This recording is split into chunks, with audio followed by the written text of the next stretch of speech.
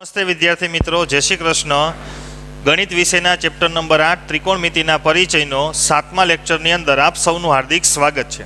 છઠ્ઠા લેક્ચરમાં આપણે જે ત્રિકોણમિતિ વિધેયોનું જે કોષ્ટક હતું એની કિંમતો માટેનું એના વિશેની સમજૂતી મેળવી, એને યાદ કેવી રીતે રાખવું એના વિશે આપણે શીખી ગયા. એના જે સંબંધો હતા વિધેયો વચ્ચેના, વ્યસ્તતાના, ભાગાકારના, એ બધા આપણે જોયા અને આખું કોષ્ટક આપણે શીખી ગયા કે જેમાં 5 કિંમતો યાદ રાખી બાકીની દરેક વિધેયની કિંમતો મેળવવા માટેની રીત આપણે જોઈ. હવે આપણે જે સ્વાધ્યાય 8.1નો પ્રશ્ન નંબર 11 કે જે ખરા ખોટાનો હતો એના વિશે ચર્ચા કરીએ, જેમાં આપણે કોષ્ટકના 1-2 વિધાનની અંદર જરૂરિયાત પડશે. તો સૌપ્રથમ છે કે tan a નું મૂલ્ય હંમેશા 1 કરતાં ઓછું હોય છે. તો આ વિધાન સમજવા માટે આપણે કોષ્ટકની જે ટેનની કિંમતો છે એ આપણા માટે ખૂબ જ ઉપયોગી નીવડે. તો એમાં તમને ખ્યાલ હોય તો tan 60ની કિંમત મળે છે આપણને √3. તો √3ની કિંમત મતલબ કે 3નું વર્ગમૂળ કાઢીએ તો સમથિંગ 1.73 સમથિંગ કંઈક મળે. તો એનો મતલબ એમ કે tan વિધેયની 60 ખૂણાની કિંમત આપણને 1.73 મતલબ કે જે 1 કરતાં મોટી છે. તો અહીં આપણને વિધાન શું આપ્યું છે? tan a નું મૂલ્ય હંમેશા 1 કરતાં ઓછું હોય. અહીં ખૂણા એનો ઉલ્લેખ કરેલો છે, ત્યાં કોઈ સ્પષ્ટ ખૂણાનું માપ નથી આપેલું. તો એ તરીકે તો કોઈ પણ કિંમત હોઈ શકે છે. તો એનો મતલબ એમ કે આ વિધાનમાં એવું કીધું છે કે ટેનના કોઈ પણ ખૂણાની કિંમત 1 કરતાં ઓછી હોય છે. તો આ વિધાન જે છે એ સત્ય નથી, કેમ કે tan 60ની જ કિંમત 1.3 બરાબર 1.73 કે જે 1 કરતાં મોટું છે. તેથી અહીં આપેલ વિધાન પ્રથમ જે છે એ વિધાન અસત્ય છે,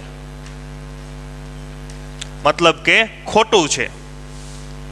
હવે ત્યારબાદ જોઈએ બીજું વિધાન. એ માપવાળા કોઈ ખૂણા માટે sec a બરાબર 12/5 સત્ય છે. ખૂણા એ માટે sec વિધેયની કિંમત 12/5 પોસિબલ છે કે નહીં? તો આપણે આકૃતિ દોરી સમજીએ. હું નામ આપી દઉં ત્રિકોણને ABC, કેમ કે ખૂણો એ વિધેયની અંદર આપેલ છે એટલે આપણે એને કાટખૂણા તરીકે લઈ શકીએ નહીં. તો કાટખૂણો આપણે B લીધો. હવે સેકનું સૂત્ર શું છે મિત્રો? તો કે કર્ણના છેદમાં પાસેની બાજુ. તો કર્ણ 12 અને પાસેની બાજુ 5. તો હવે BCનું માપ જે છે એ આપણને 12 કરતાં નાનું મળે. અહીં જે આપણને બે બાજુના માપ આપેલા છે એના પરથી આપણે જોઈએ તો 12 કરતાં નાનું મળે તો આ વિધાન સત્ય, કેમ કે કાટકોણ ત્રિકોણમાં કર્ણનું માપ જે છે એ બાકીની બંને બાજુના માપ કરતાં હંમેશા મોટું હોય છે. તો આપણે પાયથાગોરસનો પ્રમેય લાગીએ તો કર્ણ 80 છે એટલે 12નો વર્ગ બરાબર AB 5નો વર્ગ પ્લસ BC સ્ક્વેર. તો 12નો વર્ગ 144, 5નો વર્ગ 25 પ્લસ BC સ્ક્વેર. તો BC સ્ક્વેરને આપણે કરતા બનાવીએ તો 144 માઇનસ 25. તો 14માંથી 5 જાય તો 9, 3માંથી 2 જાય તો 1 અને 1ના 1. તો BC સ્ક્વેર આપણને 119 મળે છે. તો આપણે કિંમત જોઈએ છે BCની. તો BC બરાબર 119નું વર્ગમૂળ. તો આપણને એમ થાય કે 119નું વર્ગમૂળ તો કેટલું મળતું હોય, કેમ કે એ પૂર્ણ વર્ગ સંખ્યા નથી. તો આપણે એની કિંમત 12 કરતાં નાની છે એ કેમ નક્કી કરી શકાય? તો આ રીતે નક્કી કરી શકાય મિત્રો કે 10નો વર્ગ 100 છે. તો આ કિંમત 100 કરતાં મોટી, મતલબ કે આનું વર્ગમૂળ જે છે એ 10 કરતાં મોટું હોવું જોઈએ. પણ 11નો વર્ગ થાય 121. તો આ કિંમત જે છે 121 કરતાં નાની છે. તો એનો મતલબ એમ કે 119નું આપણે વર્ગમૂળ કાઢીએ તો એ વર્ગમૂળ 10 થી 11ની વચ્ચે મળે. 11 કરતાં મોટું ન મળે અને 10 કરતાં નાનું ન મળે. એ બંને પરિસ્થિતિમાં આ કિંમત જે છે એ 12 કરતાં નાની મળે છે. તેથી અહીં જે sec a બરાબર 12/5 આપણને આપેલ છે એ સત્ય છે એવું આપણે કહી શકાય.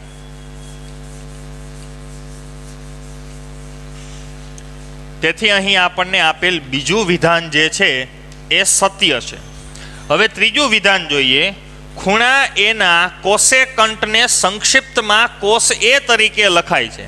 તો મિત્રો આ ચેપ્ટરની શરૂઆતમાં ટેક્સ્ટબુકની અંદર દરેક વિધેયના પૂરેપૂરા નામ આપેલા છે. સાઇનનું નામ સાઇન જ છે, કોસનું નામ છે કોસાઇન, COSINE.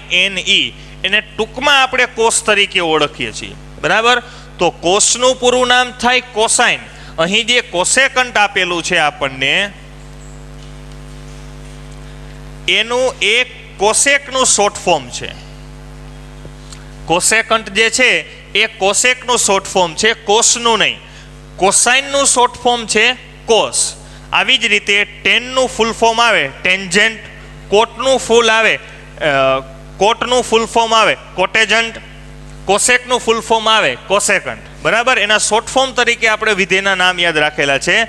તેથી અહીં કોસેકન્ટનું સંક્ષિપ્ત રૂપ કોસેક થાય, કોસ નહીં. કોસ જે છે એ કોસાઇનનું સંક્ષિપ્ત રૂપ થાય. તો અહીં આપણને આપેલું જે ત્રીજું વિધાન જે છે એ આપેલ માહિતી મુજબ અસત્ય છે એવું આપણે કહી શકાય. ચોથું વિધાન જોઈએ. કોટ અને એનો ગુણાકાર કોટ એ છે. તો આપણે જે આગળના લેક્ચર્સ જોયા એની અંદર જે આપણે દાખલાઓ જોયા તો એની અંદર આ પ્રમાણે જે વિધેય આપેલું હોય એનો મતલબ શું થતો કે વિધેય કોટ અને ખૂણો એ. એનો મતલબ એ નથી કે વિધેયનો ને ખૂણાનો ગુણાકાર. તો અહીં આપણને એ પ્રમાણે આપ્યું છે કોટ અને એનો ગુણાકાર કોટ એ થાય. તો એને કોટ એ દર્શાવવું હોય ગુણાકાર તરીકે તો વચ્ચે ડોટ દર્શાવવો પડે. તો એનો મતલબ થાય કે કોટ અને એનો ગુણાકાર આ પ્રમાણે દર્શાવેલ હોય તો આપણે કહી શકાય કે અહીં વિધેય અને એનો ગુણાકાર છે. પરંતુ આનો મતલબ શું થાય કે વિધેય કોટ છે અને ખૂણો એ છે. તેથી અહીં આપેલ ચોથું વિધાન પણ અસત્ય છે. હવે જોઈએ પાંચમું વિધાન. ક્યુ માપવાળા કોઈ એક ખૂણા માટે સાઇન થીટા બરાબર 4/3 શક્ય છે. તો મિત્રો કોષ્ટકની કિંમતો યાદ કરીએ તો સાઇન વિધેયની કોષ્ટકની કિંમતો શું હતી? 0, 1/2, 1/√2, √3/2 અને 1. આ 0 ખૂણા માટેની, આ 30 માટેની, આ 45 માટેની, આ 60 માટેની અને આ 90 ખૂણા માટેની કિંમત. તો અહીં કીધું છે થીટા માપવાળા થીટા માપવાળા કોઈ એક ખૂણા માટે. થીટાની કિંમત સ્પષ્ટ કરેલી નથી. તો થીટા માપવાળા કોઈ એક ખૂણા માટે સાઇન થીટા બરાબર 4/3. તો 4/3 એ કિંમત કોઈ પણ પ્રકારે આવી શકે, પરંતુ 4/3 નો આપણે ભાગાકાર કરીએ અને કિંમત મેળવીએ એટલે તમને વધારે ખ્યાલ આવે. તો 3 એકા 3, 4માંથી 3 જાય તો 1. એક્સ્ટ્રા મીંડું ઉતારીએ તો અહીં આપણે પોઈન્ટ પડે. 3 તેરી 9, 1 0, 3 તેરી 9 એ પ્રમાણે ચાલ્યું જાય. તો 4/3 બરાબર આપણને કિંમત મળે છે 1.33333. તો અહીં આપણે જોઈએ તો સાઇન વિધેયની 90 ખૂણાની મોટામાં મોટી કિંમત મળે છે 1. એકથી મોટી કિંમત મળતી નથી. બરાબર, આપણી પાસે જે કિંમતો જે છે એ આપણે 0 થી 90 સુધીના ખૂણાઓની કિંમતોને ધ્યાનમાં લેવાની છે. તો 0 થી 90 સુધીના ખૂણા માટે સાઇન વિધેયની કિંમત એ મોટામાં મોટી 1 મળે છે. અને અહીં જે આપણને કિંમત આપેલી છે એ 1 કરતાં મોટી છે. તેથી થીટા માપવાળા ખૂણા માટે સાઇન થીટા બરાબર 4/3 શક્ય છે એ વિધાન અહીં આપણે અસત્ય કહીશું. કેમ કે 4/3 ની કિંમત જે છે એ 1 કરતાં મોટી મળે છે. અને આ કિંમતો પરથી આપણે જોઈ શકીએ કે જેમ જેમ ખૂણો વધતો જાય એમ સાઇન થીટાની કિંમત જે છે એ વધતી જાય છે. પરંતુ એની મોટામાં મોટી કિંમત કેટલી મળે છે? 1. એટલે સાઇન વિધેય માટે 1 થી મોટી કિંમત પોસિબલ નથી. તેથી અહીં આપેલ પાંચમું વિધાન એ અસત્ય છે એવું કહી શકાય. તો આપણે આ સ્વાધ્યાય 8.1 નો જે એક ટોપિક બાકી હતો એ અહીં પૂર્ણ કર્યો. હવે આપણે જે ગયા લેક્ચરની અંદર કોષ્ટક વિશે માહિતગાર થયા એ કોષ્ટકની અંદર આવતી કિંમતોનો ઉપયોગ કરી એના આધારિત આપણે દાખલાઓ આગળ જોઈએ. ચાલો મિત્રો આગળ જોઈએ સ્વાધ્યાય 8.2 નો પ્રશ્ન 1, જેની સૂચના છે કિંમત શોધો. અને આપણને એક રકમ આપેલ છે sin 60 × cos 30 plus sin 30 × cos 60. તો આપણી પાસે sin 60, cos 30, sin 30, cos 60 ચારે ચારની ડાયરેક્ટ કિંમતો આપણે જે કોષ્ટક શીખી ગયા એ કોષ્ટકની અંદર અવેલેબલ છે. તો તો હવે આપણે આનું સાદુરૂપ કઈ રીતે આપીશું? તો આપણી પાસે જે કિંમતો છે એ કિંમતો મૂકી અને એ કિંમતોનું સાદુરૂપ આપીએ. તો sin 60, તો કોષ્ટકની અંદર sin વિધેયના 60 ખૂણાની કિંમત છે √3/2 ઇન્ટુ cos 30, તો cos 30ની કિંમત પણ થાય મિત્રો √3/2 પ્લસ sin 30ની કિંમત થાય 1/2 ગુણ્યા cos 60 એની કિંમત પણ થાય 1/2. તો આ પ્રકારના દાખલાઓની મેથડ આ જ છે કે જે વિધેય આપણને રકમમાં આપેલા હોય અને એની સાથે જે ખૂણો હોય તો એ વિધેય અને ખૂણાની જે કિંમત આપણે કોષ્ટકમાં શીખી ગયા એ કિંમત મૂકી હવે આપણે આ કિંમત વચ્ચે જ સાદુરૂપ આપવાનું છે. તો આમાં હવે તમારે સાદુરૂપના જે નિયમો છે એ નિયમોને યાદ રાખી આ દાખલાની અંદર આગળ વધીએ. તો અંશનો ગુણાકાર અંશમાં થાય એટલે √3 ગુણ્યા √3 બરાબર 3. તો આગળના લેક્ચરની અંદર આપણે શીખી ગયા હતા, આગળના જે 6થો લેક્ચર હતો એની સિવાયના 4થા કે 5મા લેક્ચરમાં આપણે જોયું હતું કે કોઈ પણ બે સમાન વર્ગમૂળવાળી સંખ્યાનો ગુણાકાર કરવામાં આવે તો એનું વર્ગમૂળ જે છે એ દૂર થઈ જાય છે. તો √3 ગુણ્યા √3 એટલે 3. છેદનો ગુણાકાર છેદમાં 2 દુ 4 પ્લસ 1 ગુણ્યા 1 છેદમાં 2 દુ 4. તો હવે આપણે અહીં બંને વચ્ચે સરવાળો કરવાનો છે. તો આ પ્રકારના જે અપૂર્ણાંક સંખ્યાઓ હોય છે એના સરવાળા બાદબાકીની અંદર આપણે લસા લઈ અને એનું સાદુરૂપ આપવાનું હોય છે. તો લસા બે પ્રકારની સંખ્યામાં આવે છે, એક તો જેના છેદ સમાન હોય અને એક જેના છેદ અલગ અલગ હોય. તો અહીં બંનેના છેદ સમાન છે તો એનો લસા એકદમ સરળ અને સિમ્પલ. તો જ્યારે બંનેના છેદ સમાન હોય ત્યારે એનો લસા જે છેદ તરીકે સંખ્યા હોય એ જ આવે છે. હવે અંશમાં રહેલી સંખ્યાનું સીધું જ સાદુરૂપ 3 + 1 બરાબર 4/4 બરાબર 1. તો અહીં આપણને જે વિધેય આપેલ હતું એ વિધેયનું સાદુરૂપ આપતા આપણને કિંમત મળે છે 1. ચાલો મિત્રો એવો જ બીજો દાખલો જોઈએ. પ્રશ્ન પહેલાનો દાખલા નંબર 2 જેની રકમ છે 2tan² 45 plus cos² 30 minus sin² 60. આગળની જે રકમ જોઈ એમાં આપણને એક ઘાતવાળા વિધેય આપેલા હતા કે જેની ઘાત 1 હતી. અહીં આપણને દ્વિઘાતવાળા વિધેય આપેલા છે કે જે વિધેયનો માથે વર્ગ રહેલ છે. તો એમાં પણ આપણે સાદુરૂપના નિયમ પ્રમાણે જ ચાલવાનું છે. કિંમત એની જે કોષ્ટકમાં આવતી હોય એ જ મૂકવાની છે. તમને એવો પ્રશ્ન ન થવો જોઈએ કે આપણે કોષ્ટકની અંદર તો 10ની કિંમત જ આવે છે ને અહીંયા તો 10² આપ્યું છે. તો આપણે કિંમત 10ની જ મૂકવાની છે પણ એ જે કિંમત હોય એ કિંમતનો આપણે વર્ગ કરવાનો છે. તો આગળ આપણે સાદુરૂપ આપીએ તો 2 ગુણ્યા tan 45. તો tan 45ની કિંમત થાય 1 વર્ગ પ્લસ cos 30. તો cos 30ની કિંમત થાય √3/2 પરંતુ અહીં છે સ્ક્વેર એટલે એ કિંમતનો આપણે વર્ગ કરીશું માઇનસ sin² 60. તો sin 60ની કિંમત થાય √3/2 અને આખા કૌંસની માથે વર્ગ કેમ કે સાઇનની ઉપર અહીં આપણને વર્ગ આપેલ છે. હવે સાદુરૂપ આપીએ તો 2 ગુણ્યા 1 વર્ગ 1 પ્લસ √3/2² માઇનસ √3/2². તો બંને સમાન સંખ્યા છે, અંશછેદ બંનેમાં સમાન છે, બંનેની ઉપર વર્ગ છે. તો આપણે એ સ્ટેપનું સાદુરૂપ આપી પછી બાદબાકી કરીએ. તો કૌંસની ઉપર જે વર્ગ છે અંદર રહેલા બંને પદને લાગુ પડે. તો √3 વર્ગ એટલે 3, 2 વર્ગ એટલે 4 માઇનસ અહીં પણ એમ જ √3 વર્ગ 3 છેદમાં 2 વર્ગ 4.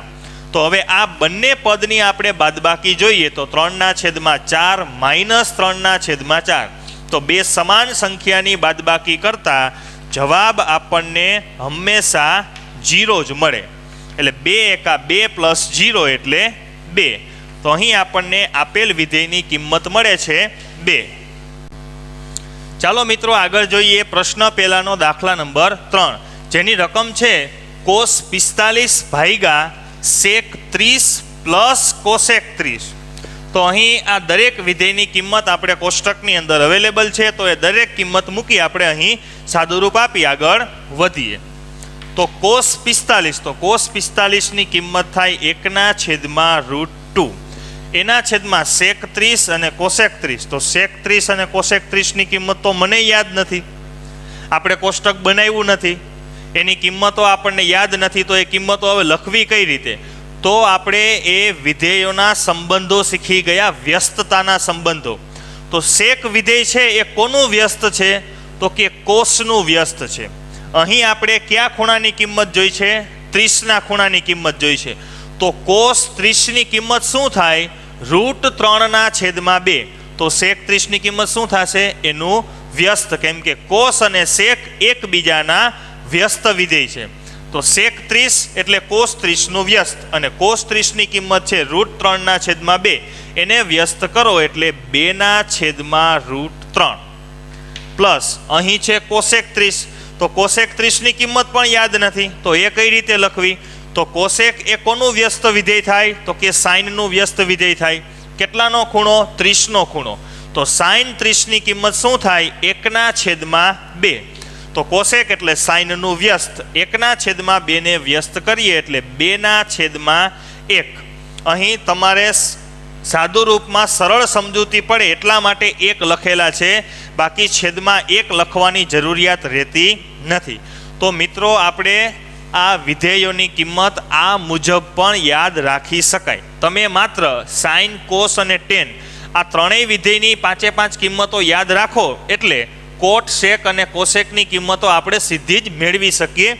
જેમ મેં અહીં તમને ઉદાહરણ દઈને સમજાવ્યું કે આપણને સેકની કિંમત ન ખબર હોય પરંતુ કોસની કિંમત ખબર હોય તો એને વ્યસ્ત કરો એટલે સેકની મળી જાય. કોસેકમાં સાઇનની કિંમતને વ્યસ્ત કરો એટલે કોસેક મળી જાય. તો આ મુજબ આપણે યાદ રાખી કિંમતો મેળવી શકીએ છીએ. હવે આપણે આગળ સાદુરૂપ આપીએ તો અહીં 1/√2 એનું કંઈ સાદુરૂપ થાય નહીં, એટલે 1/√2 એમનેમ સાદુરૂપ દઈએ. હવે આપણે છેદમાં, તો અહીં અપૂર્ણાંક સંખ્યાઓ વચ્ચે સરવાળો કરવાનો છે, તો એના છેદ જે છે એ અલગ અલગ છે, સમાન નથી. તો હમણાં આપણે જે આગળના દાખલામાં વાત કરી કે લસા જે છે 2 પ્રકારની રકમમાં આવે, સમાન છેદવાળી અને અસમાન છેદવાળી. જો સમાન છેદ હોય તો સીધો જ જે લસા હોય એ આવી જાય, પરંતુ અહીં છેદ અલગ અલગ છે. તો છેદ અલગ અલગ હોય તો શું કરવું? તો એનો આપણે છેદનો ક્રોસ ગુણાકાર, √3 જે છે એ 2 સાથે ગુણાશે, આ 1 જે છે એ 2 સાથે ગુણાશે, અને આ બંનેનો ગુણાકાર છેદમાં આવશે. આ પ્રકારનો ગુણાકાર કરવાથી આપણને સીધો જ લસાઅનું સાદુરૂપ મળે છે. તો 2 એકા 2 વચ્ચે છે પ્લસ 2 ગુણ્યા √3 અને એના છેદમાં √3 ગુણ્યા 1 એટલે √3.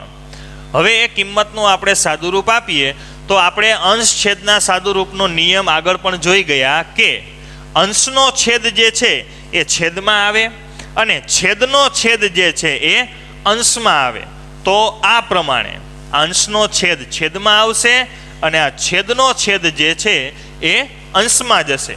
એટલે √3 અંશમાં આવશે તો અંશમાં કેટલા હતા? 1 ગુણ્યા √3. તો અહીં આપણને મળશે √3. અહીં છેદમાં શું હતું? 2 + 2 √3. છેદમાં કેટલા આવ્યા? √2 આવ્યા. તો √2 ગુણ્યા 2 + 2 √3. તો આ પ્રકારની આપણને કિંમત મળી. તો અહીં આપણે દાખલો પૂરો કરી શકીએ નહીં. કરણી શબ્દથી તમે કદાચ પરિચિત હશો. કરણી શબ્દ એટલે શું? તો કે છેદમાં રહેલી વર્ગમૂળવાળી સંખ્યા દૂર કરવા માટે એ વસ્તુનો ઉપયોગ થાય છે. તફાવતના જે અવયવ હતા એ મુજબ. મતલબ કરણી એટલે ટૂંકમાં એટલું યાદ રાખવાનું કે છેદમાં જે વર્ગમૂળવાળી સંખ્યા હોય એ વર્ગમૂળવાળી સંખ્યા આપણે છેદમાંથી દૂર કરવી, અંશમાં નહીં, છેદમાં. છેદમાંથી દૂર કરવી એટલે કાઢી નથી નાખવાની, એનું વર્ગમૂળ દૂર કરવાનું, એના માટેની પ્રોસેસ કરવાની. તો અહીં √2 એ આખા કાઉન્સ 2 + 2 √3 સાથે ગુણાકારમાં છે. તો આ √2નું આપણે વર્ગમૂળમાં 2 છે એનું વર્ગમૂળ દૂર કરવું હોય તો એની સાથે આપણે વર્ગમૂળને 2 ગુણી દઈએ એટલે 2નું વર્ગમૂળ જે છે એ દૂર થઈ જાય. કેમ કે આપણે હમણાં શીખી ગયા 2 સમાન વર્ગમૂળવાળી સંખ્યાનો ગુણાકાર કરવાથી એનું વર્ગમૂળ જે છે એ દૂર થાય છે. તો √2 હતા ને √2 ગુણ્યા, તો હવે આ એમનેમ ક્યાંથી આવ્યા? બરાબર. તો આપણે ડાયરેક્ટ આમ મૂકી ન શકીએ, તો આપણે એનો અંશમાં પણ મૂકવા પડે. ગણિતની અંદર તમે બહારથી કોઈ એક્સ્ટ્રા વસ્તુ એડ કરો છો, એક્સ્ટ્રા કોઈ કિંમત એડ કરો છો, તો એને એ પ્રમાણે એડ કરવાની કે જે મૂળ કિંમત જે છે એ જળવાઈ રહે. તમે કોઈ કિંમત ઉમેરો તો સામે એને બાદ કરી નાખવાની, કોઈ કિંમતને ગુણાકારમાં તમે મૂકો તો સામે બીજી એના જેવી જ કિંમતને ભાગાકારમાં મૂકવાની, જેથી મૂળ કિંમતનું સંતુલન જળવાઈ રહે. હવે 2 + 2√3, તો આ કાઉન્સવાળા પદની અંદર વર્ગમૂળ છે, તો એ વર્ગમૂળ કઈ રીતે દૂર કરવું? તો એના માટે મેં હમણાં વાત કરી કે તફાવતના અવયવ તમે શીખી ગયા. પ્લસવાળો કાઉન્સ છે તો બાજુમાં માઇનસવાળો કાઉન્સ ગુણી નાખો, કેમ કે આનું સાદુરૂપ શું થાય? એનું નિત્યસમ જે આપણે જોઈ ગયા છીએ આગલા ધોરણોની અંદર, a + b × a - b બરાબર a² - b². તો પ્લસવાળો કૌંસ હતો અને આપણે બાજુમાં માઇનસવાળો કૌંસનો ગુણાકાર કરી દીધો, એટલે એનું સાદુરૂપ શું થશે? બંને પદનો વર્ગ ને વચ્ચે માઇનસ. તો અહીં વર્ગમૂળ 3નો વર્ગ કરીએ એટલે વર્ગમૂળ દૂર થઈ જાય, બરાબર. તો આ રીતે આને કરણીની રીત કહેવાય. હવે અહીં આપણે એક્સ્ટ્રા પદ મૂક્યું 2 - 2√3 છેદમાં મૂક્યું, તો આપણે સમીકરણનું સંતુલન જાળવવા માટે એને આપણે અંશમાં પણ મૂકવું પડે. હવે આપણે આનું સાદુરૂપ આપીએ તો અંશનો ગુણાકાર અંશમાં, તો √3 × √2 એટલે 2 તેરી 6. વર્ગમૂળ દૂર થાય નહીં, કેમ કે અહીં 3 અને 2 બંને અલગ અલગ સંખ્યા છે. જો બંને સમાન સંખ્યા હોય તો જ એનું વર્ગમૂળ દૂર થાય. કૌંસમાં 2 - 2√3. હવે આખાઈના છેદમાં √2 × √2, 2 સમાન વર્ગમૂળવાળી સંખ્યા એટલે 2, વર્ગમૂળ દૂર થઈ ગયું. a + b × a - b. પેલું પદ સરખું, બીજું પદ સરખું, 1 + 1 - તો એનું સાદુરૂપ થાય પહેલાનો વર્ગ માઇનસ બીજાનો વર્ગ. તો પેલું પદ શું છે? 2, 2નો વર્ગ 4 માઇનસ બીજાનો વર્ગ. બીજું પદ શું છે? 2√3નો વર્ગ.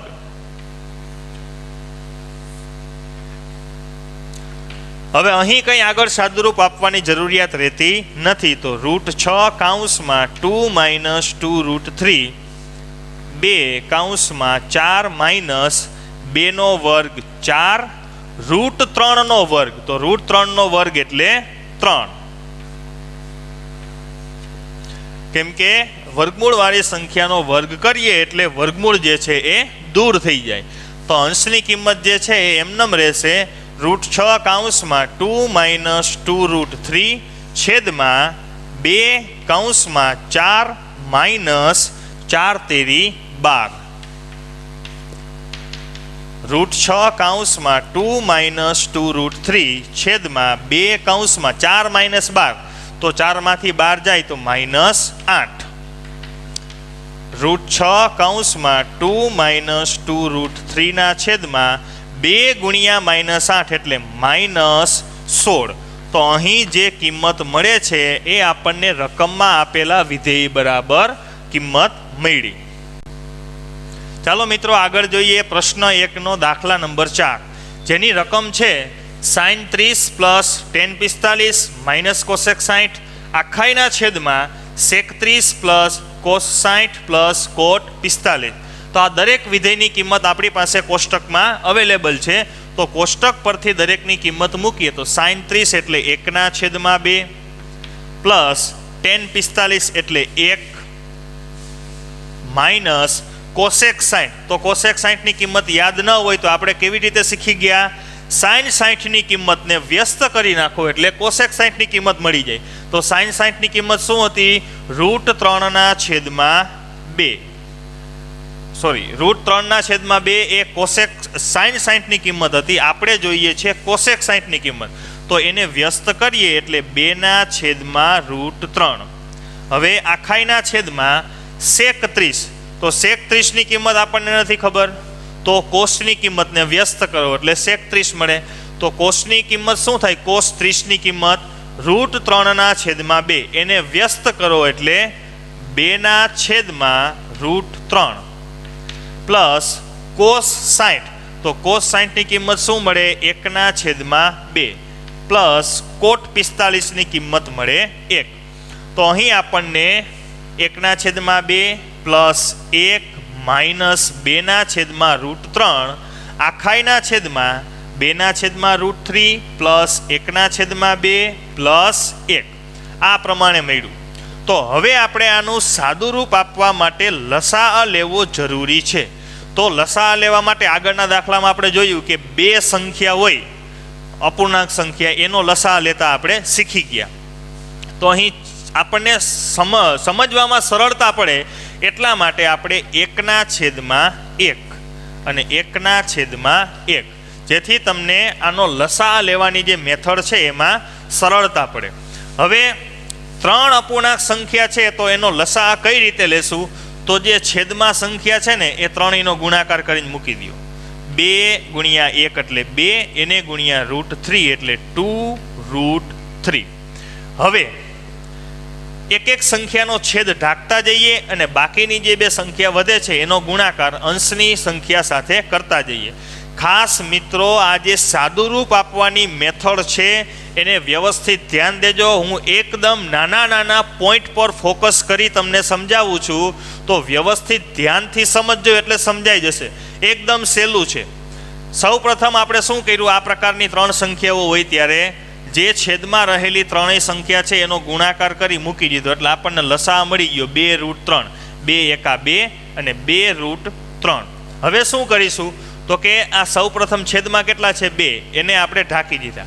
તો છેદમાં કેટલા વધ્યા? બીજી બાકીની બે સંખ્યાના છેદ શું છે? 1 અને √3. તો આ બેનો ગુણાકાર કરો તો 1 × √3 એટલે √3.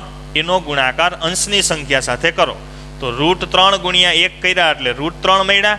એ √3 ને આપણે 1 સાથે ગુણીએ એટલે આપણને કિંમત મળે √3 પ્લસ.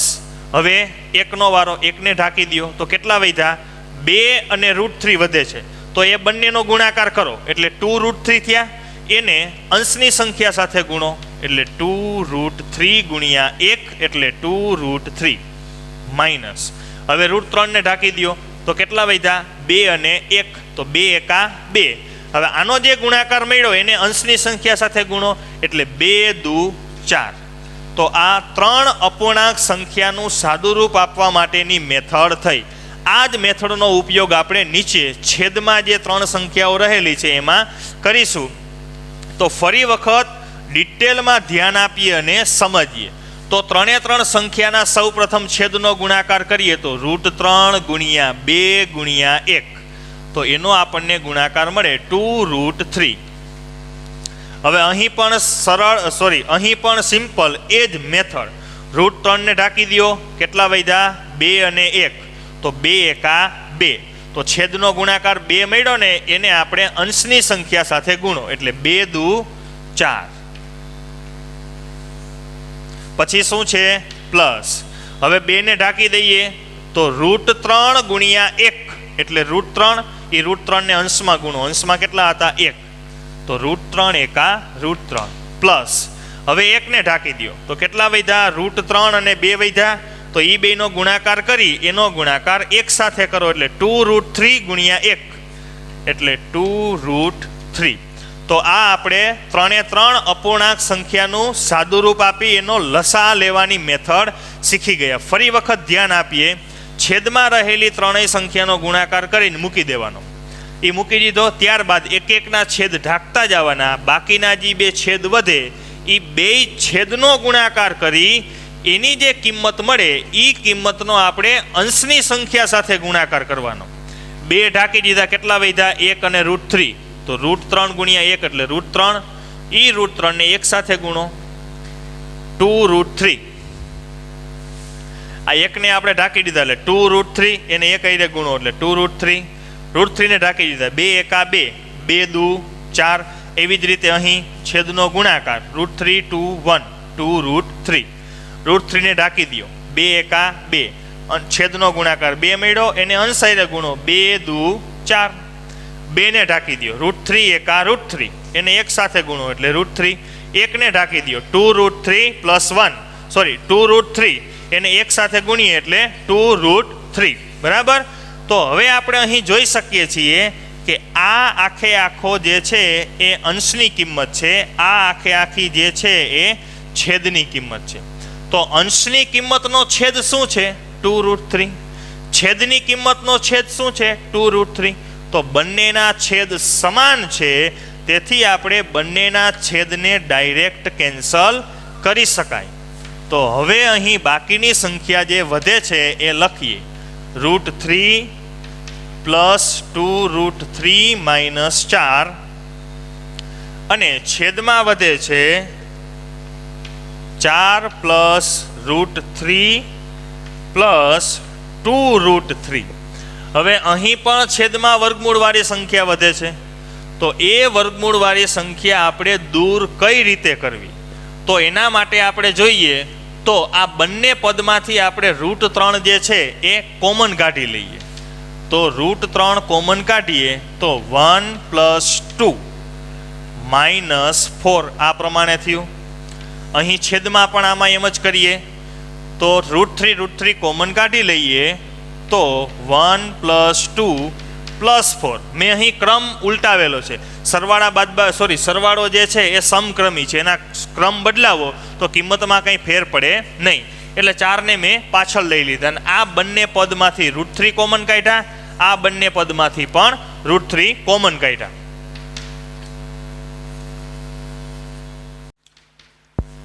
√3 કૌંસમાં 2 પ્લસ 1 એટલે કે 3, તો આપણે એને 3√3 એમ લખી શકાય. 3√3 માઇનસ 4. એવી જ રીતે છેદમાં 1 પ્લસ 2 એટલે 2 ને 1 3, તો 3√3 પ્લસ 4. હવે આપણે અહીં છેદમાં રહેલું વર્ગમૂળ દૂર કરવું છે. તો આપણે હમણાં જેમ આગળના દાખલામાં જોયું એ મુજબ અહીં પ્લસવાળું પદ છે, તો આપણે બાજુમાં એને માઇનસવાળા પદથી ગુણાકાર કરીએ.